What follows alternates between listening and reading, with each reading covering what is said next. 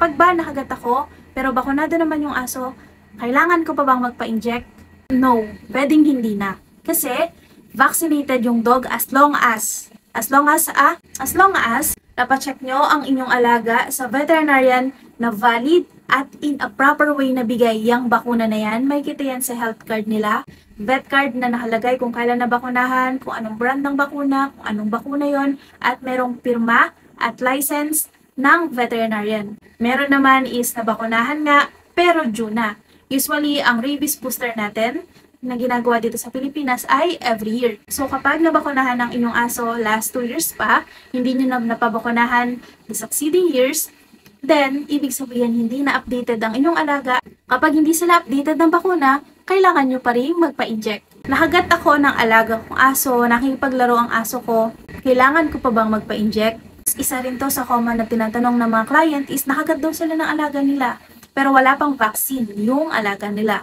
Kailangan nyo isipin is kapag ang inyong aso ay nagkaroon ba ng direct contact, nakasalamuha, nagkaroon o nakipag-away sa ibang aso, stray dogs, 10 or 2 weeks ago, then magpa-inject kayo.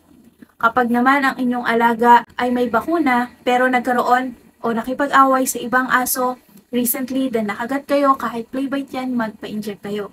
Pero kapag ang inyong alaga ay nasa loob lang, may bakuna, nakikipaglaro lang sa inyo purely as in play bite lang, then pwede kayong hindi magpa-inject.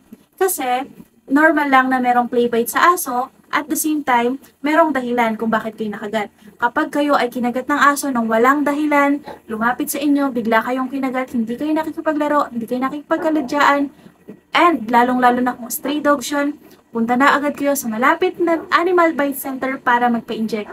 Kasi most probably, rabid yan. Ano ang pwede kong gawin kapag ang aso ko ay nakagat ng stray dog? So, merong mga scenario na winowalk nyo lang yung alaga nyo, and then during walking, merong lumapit na aso, biglang kinagat ang inyong alaga.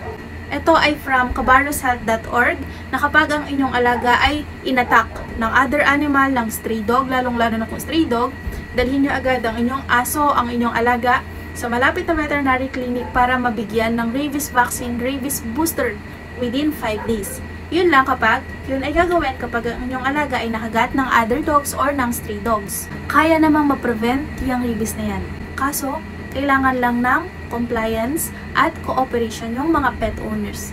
Thank you. God bless!